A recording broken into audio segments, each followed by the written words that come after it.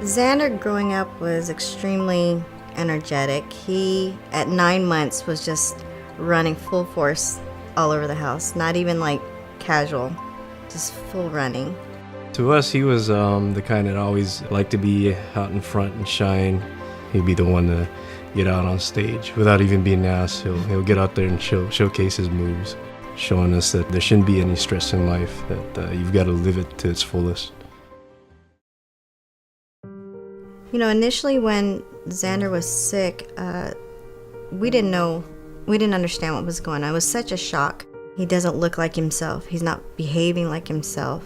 It only took 24 hours before he was admitted into the tripler PICU there. One of the things that we noticed was that he had rash building up. There was a portion of his eyelid and along the corner of his mouth that just sloughed off. You could see he wasn't breathing. When he would take a breath, his chest would completely cave in. He became so physically combative with us that when you would go to grab his arm to physically hold him down, the skin would slide off. You see your son there's just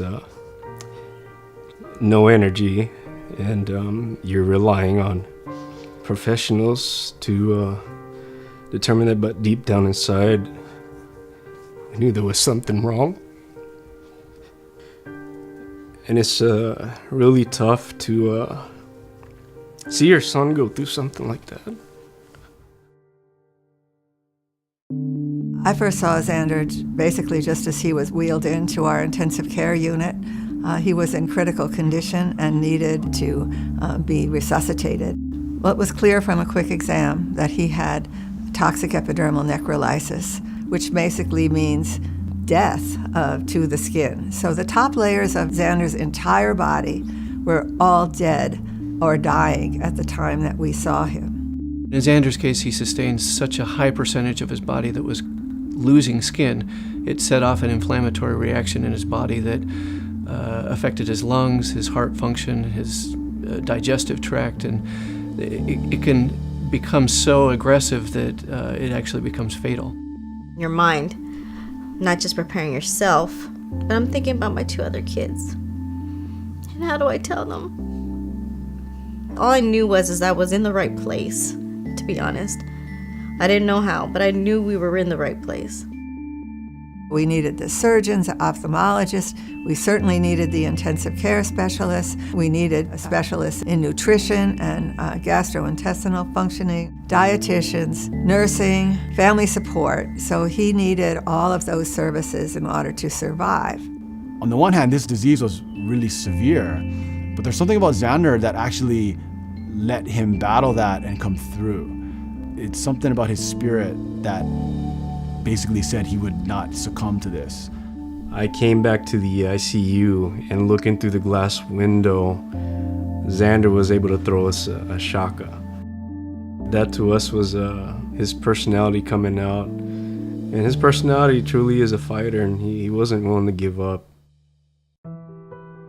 That's the one thing I always remember when I hear Xander's name come up is this instant bond that I felt with him. You know, I was in an isolation room with him for 12, 14, sometimes 16 hours a day. A lot of the conventional treatments and things that you'd think and following everything by the book and all of that has to be thrown out the window at times. Xander's been such a fighter through this whole ordeal. I mean, he's lost over 60% of his skin. He has lost part of vision in his eye.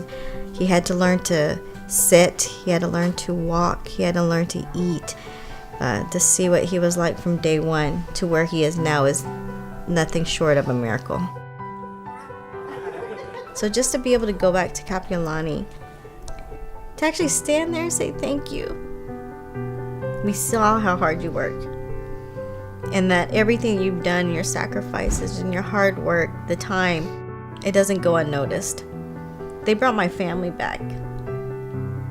They gave me my son back. We think of them daily, and it's never been forgotten and never will.